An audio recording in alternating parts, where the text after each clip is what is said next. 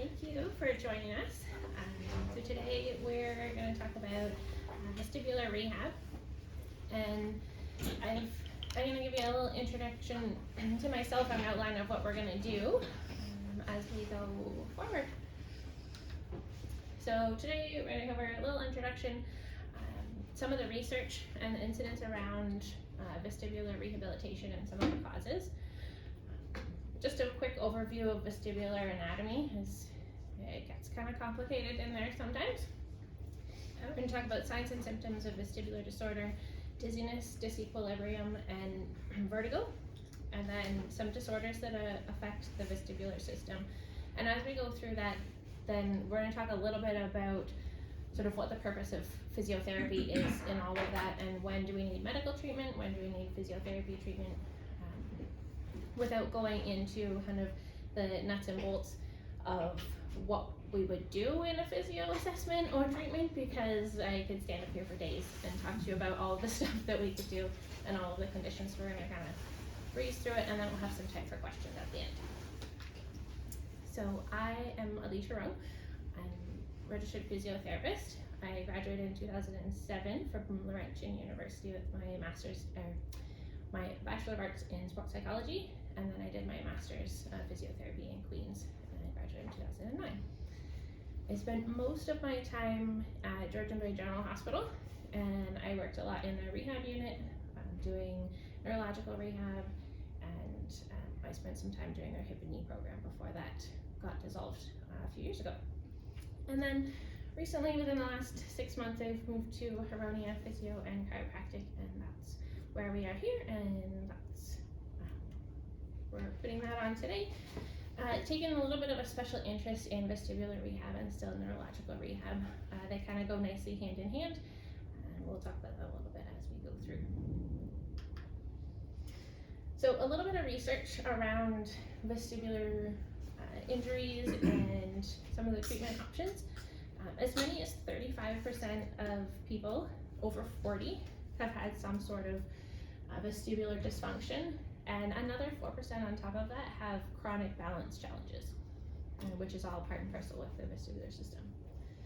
80% of people over 65 have experienced dizziness, so that's just about everybody has had some sort of bout of dizziness that is, disruptive to their day-to-day for at least a period of time.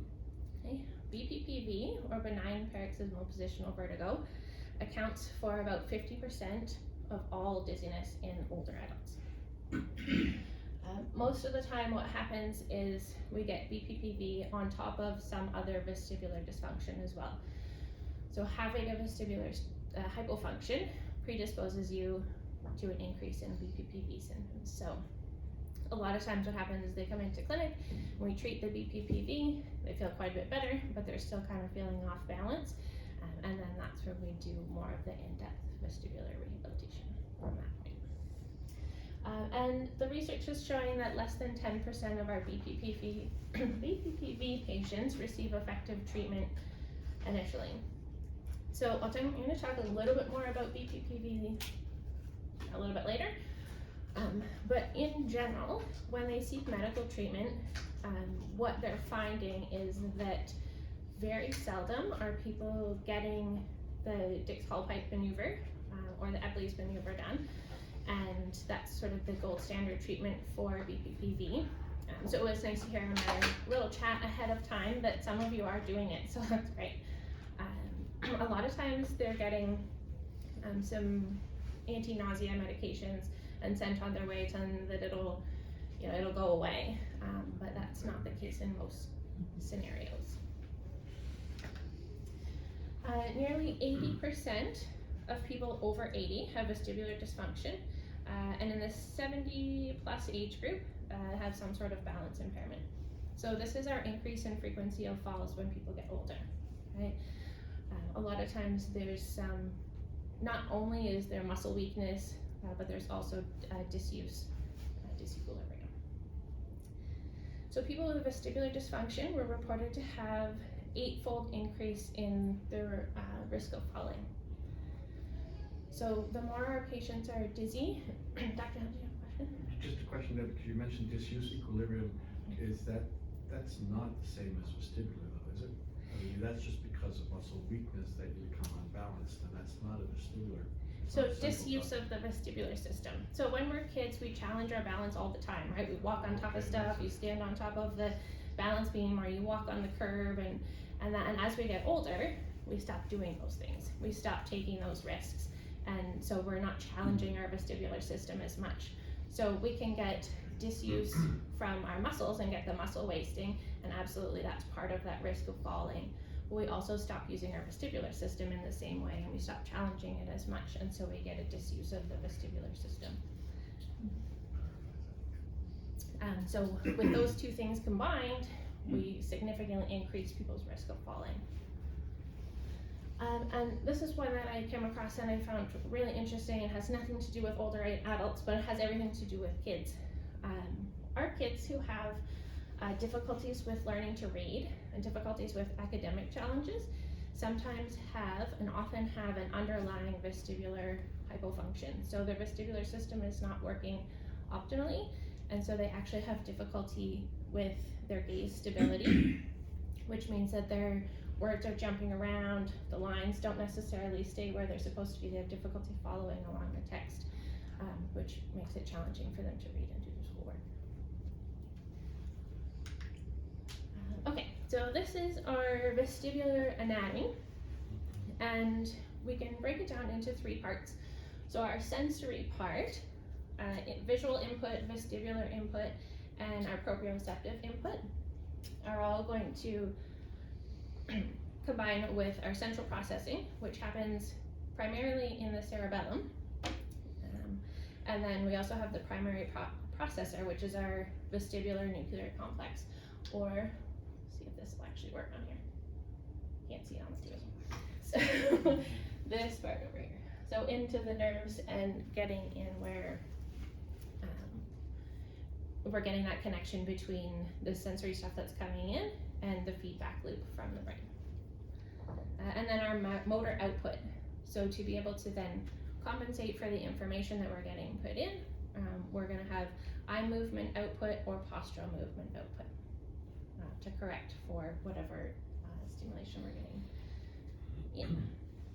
So we have the ear canal going into sort of the middle ear, where we have pressure related stuff is going to happen, because that's where the eustachian tube comes in to regulate the pressure. So people who have injuries from scuba diving or flying, sometimes when the eustachian tube becomes blocked, we can have pressure sensitivity in the air, which then can impact people's balance and vertigo. And then the inner part, which we're going to talk about a little bit more, and that's sort of our actual sensory organ for the vestibular system, is the vestibular apparatus and the cochlea there, which does all of the hearing part. So this is the inner part of the ear, and this is what we would consider the peripheral vestibular system. So our semicircular canals, and this little, what looks like a bean, is the saccule and the utricle. And so the semicircular canals are going to give us information about angular movement. So I'm turning my head, looking up and down, and that's going to give us information about how our head is moving in the angular directions, and then the utricle and the saccule will give us information about how we're moving linearly. So when my head is straight, am I going forward, am I going backwards, or am I going side to side? This system is it's a double system. So there's a membranous labyrinth around the outside, and it contains the endolymphatic fluid, and that's where our sensory organs are. And then the inner part has the perilymphatic fluid, which is kind of like the cerebrospinal fluid. So it's all fluid-filled sacs in there, and that's where we get our how the information is transmitted back and forth as to how those structures move within the fluid. And then we have the nervous system, the vestibular nerve and the auditory nerve, which is part of cranial nerve 8 that goes directly to the brain. Okay. So when we're looking at signs of vestibular disorders, we have vertigo, nystagmus, dizziness, imbalance and ataxia, and compromised gaze stability. So when someone comes in for a vestibular rehab assessment, we're looking at all of these things. So we're trying to tease out if they have an actual vertigo or if they just have dizziness and disequilibrium, and what are some of those causes. The nystagmus is something which the beating of the eyes will tell us which canal is involved or which part of the brain is involved. And there's a whole list of things that, if it's upbeating or downbeating and right torsional or left torsional, that will give you all kinds of information about where it is. So I'm not going to go into all of that because it gets complicated and it generally is more confusing before it's clarifying. So we'll just leave it at that it's really informative for us as clinicians, and if that's something that you really want more information about, then definitely we can discuss that at another time. We can reach out some support in that. Okay, so breaking down dizziness and disequilibrium and vertigo, because oftentimes what happens is people come in and they say they have vertigo and they use that to mean absolutely everything that is dizziness. Okay, so a true vertigo is a specific type of dizziness, and it's about motion in the room that's not actually happening. So if someone comes in and they feel like the room is spinning, that's a true vertigo. So it feels like the room is moving, but you know that it's not moving. Okay. Dizziness is a really broad category that covers everything that's spinning, swaying, lightheadedness, disorientation. So vertigo falls under dizziness, but it's its own separate type of dizziness. And disequilibrium is just a feeling of kind of feeling off balance. So a lot of times people say they just feel off. They're not really dizzy, but that can also be part of the vestibular system, and so we can address that as well. So when we look at aging populations and dizziness, so this is a little graph of all the causes of dizziness over 60 years of age. So BPPV consists of about 32% of it, and I know before we mentioned it was about 50%, so it's going to vary a little bit from study to study depending on what their criteria and everything are.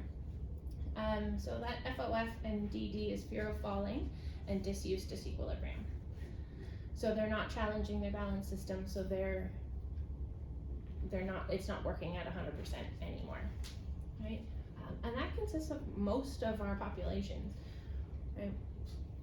But there's all these other things that make up the other half that we see, and oftentimes are people that have BPPV or have a fear of falling and have that generalized dizziness, also have something from the other side sort of underlying. They usually go hand in hand. Okay, so acute vertigo, which is that actual room spinning vertigo, can have a number of causes and not just BPPV. And some of them need to get addressed medically before we really can dive into doing a full physio treatment with them. So CVA, so some posterior circulation strokes can cause that. Neurological disorders such as MS can sometimes precipitate vertigo. Endolymphatic hydrops, which is Meniere's disease, and we'll look at that a little bit closer in a minute. Migraine-associated vertigo or vestibular migraines, vestibular neuritis and labyrinthitis, BPPV, pressure and noise-sensitive pathologies, and occasionally after head trauma, you can see that as well. So BPPV, or benign paroxysmal positional vertigo, is a biomechanical problem of one or more of the semicircular canals. So the nystagmus will tell us sort of where we're looking in the semicircular canals. It occurs most often in that back canal, the posterior canal, mostly because of the position of it, right? It kind of sits dependent, and so the crystals from the saccule and the ventricle can get stuck in that canal because it's gravity dependent. Whereas the anterior canal and the horizontal canal are situated so that there's not as much like gravity's working in your favor to get anything that's heavy out of there, any of those crystals. So it can take two different forms. Cupulolithiasis, tongue twister.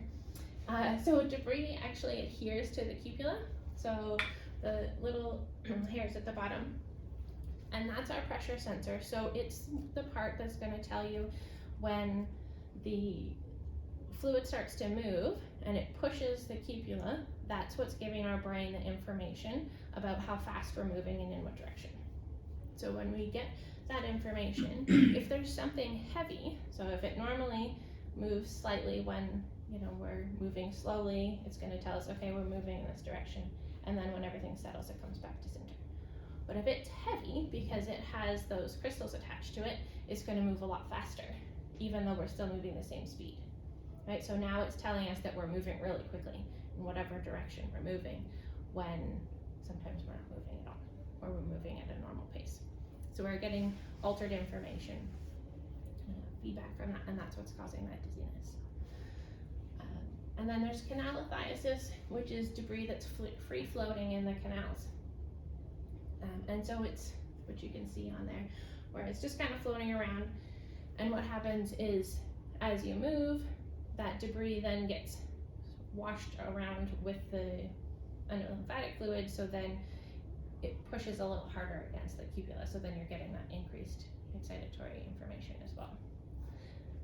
So it's how they kind of function a little bit differently, and it's important that we note that there are differences because we're going to treat them a little bit differently.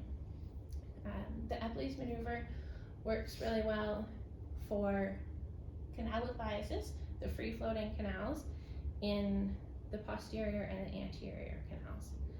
Horizontal canals, we use something called a barbecue roll, which is a little bit different, but so that you're positioning the head in a way that adds gravity to what you're doing, right? So that you're turning it in the direction, you're turning the patient's head and their body in the direction that the canal sits, so that we can flush those crystals out of there.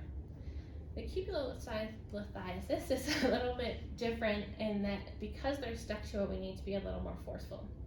So there are a couple of maneuvers that we can use called the liberatory maneuver or the Seamount maneuver, and they're much quicker.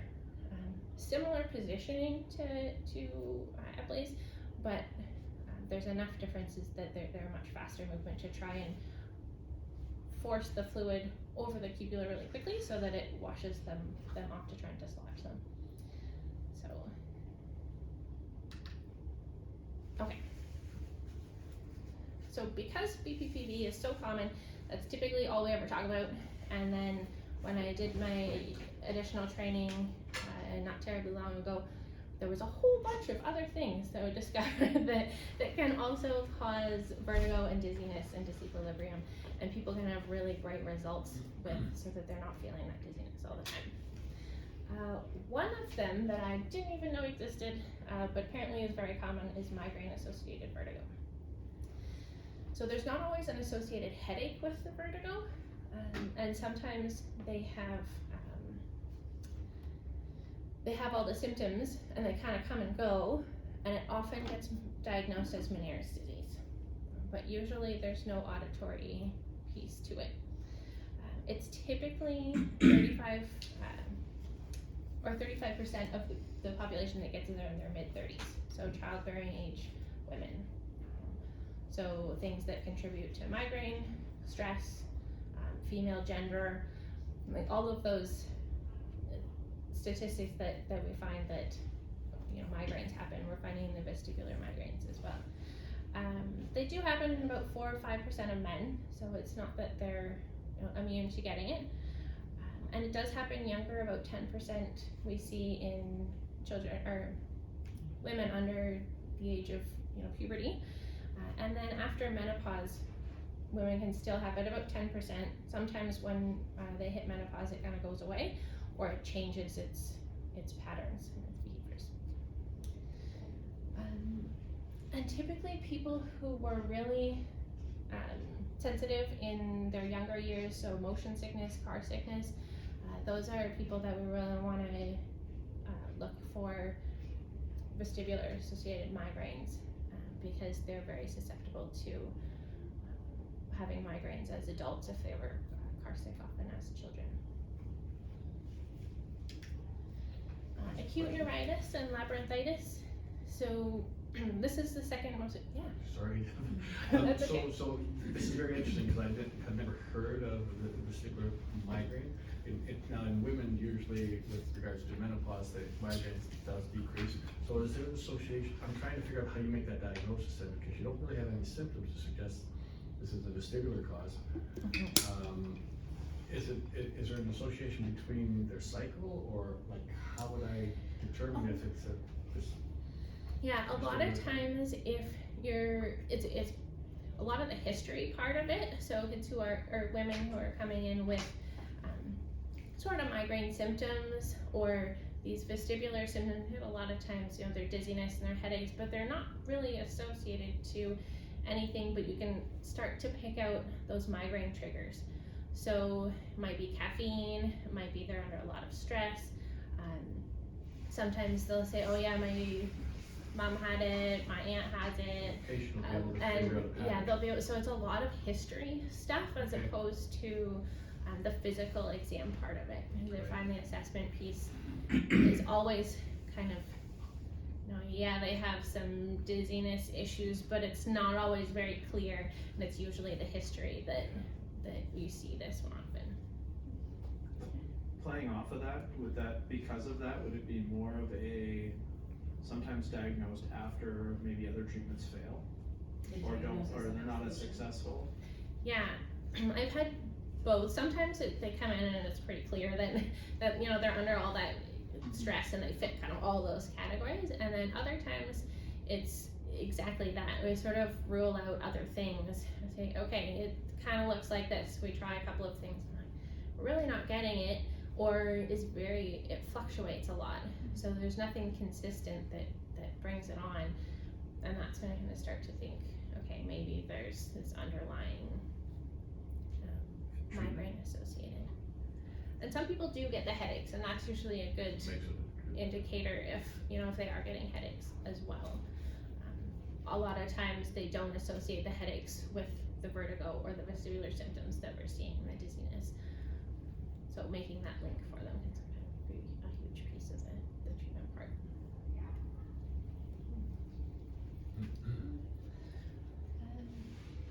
So the acute neuritis and labyrinthitis, so second most common cause of vertigo. And so some of the research has suggested that the most likely cause is the herpes simplex virus, because 70% of human vestibular ganglia has been found to contain the virus. I'm assuming this is testing after the fact, like postmortem testing, because there's nothing that we're testing regularly that would give us that information. So the neuritis is the superior division of the vestibular nerve, so the hearing's preserved in that case, and then the labyrinthitis is where the entire labyrinth is affected, and then usually hearing is also impaired. These people typically present with nystagmus, vertigo, dizziness, vomiting, imbalance. We typically never see these people in terms of physio in the acute phase. The people who are probably going to see these people are in emerge. They either kind of wait it out and hope it goes away for a day or two, or they go to the emergency room. That's mostly who sees them in the first part. But afterwards, there can be damage to the actual vestibular system and the nerves in there because of the infection, and so we typically would see them afterwards for chronic dizziness and disequilibrium. So this is if we're having a labyrinthitis, there's some swelling in any part of the whole labyrinth, on the vestibular nerve and in the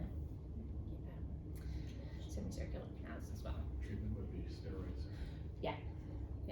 So gold standard treatment is steroids early on, and then vestibular rehab afterwards to help them compensate. You can go deaf. Yeah, they can go deaf from it if it's not caught early enough. High dose steroids for a short period of time, where you think about it,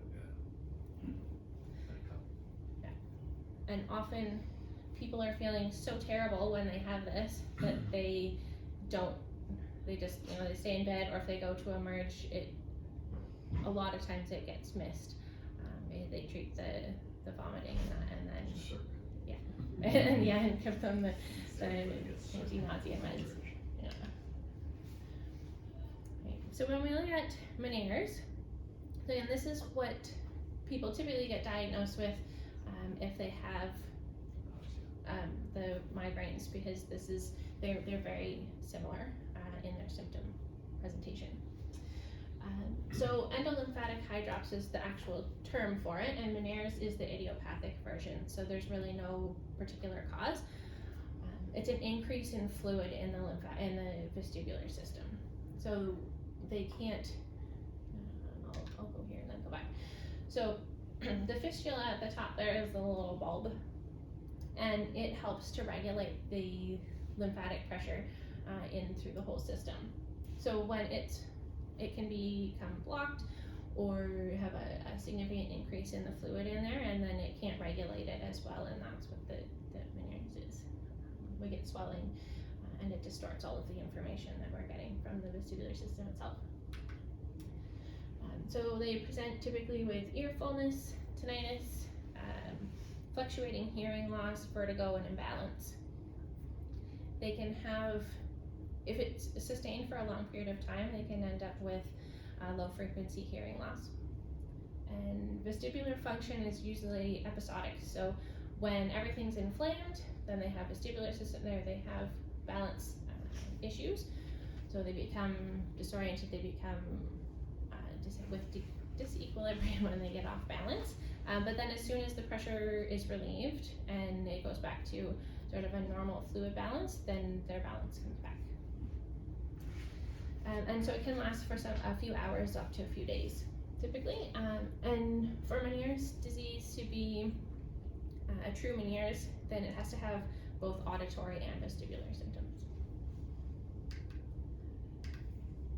Yeah, and then so there's other conditions that can also contribute to vestibular issues, so concussions, traumatic brain injury, CVA, acoustic neuromas, superior canal dehiscence syndrome, and perilymphatic fistulas. And a lot of these initially need medical consultation. We can, as physios doing vestibular rehab, we can treat them after the fact once sort of that initial medical issues are dealt with and they're become stable again. So what we want to do, the role of physiotherapy in vestibular rehab is to restore that resting firing rate. So our brain normally is getting constant information from the vestibular system. It's working all the time, giving our brain that information about where we are in space. When we have an injury to the vestibular system, then we are not getting the same information. So we're either getting increased information or decreased information from one or both sides of the vestibular system. One-sided vestibular dysfunction is a lot easier to treat than bilateral dysfunction because what we're treating is the difference in the information that we're getting. So we're trying to habituate the information. So if we're using neuroplasticity to allow the brain to rewire what information they're getting, so that they're able to say, okay, now I know that I'm only getting half of the information from the right side as I get from the left side, but that's normal. And so now we become, okay, it's normal for me if the left side says we're moving forward at 100% and the left side says 50%, that's 100% on both sides, right? So everything becomes, we habituate to what the input, our baseline input, returns to. Because when we have vestibular dysfunctions, when we get an neuritis or any of those conditions where it actually impacts the vestibular system itself, we're not going to regain any of those neurons back into the system. So if we have damage to the vestibular system, then it's permanent. And the only thing that we can do as far as vestibular rehab is to help habituate the brain to the information that it's getting. Okay. So that's a lot of stuff in a short amount of time, and we barely scratched the surface, but do you have any questions about anything we've talked about?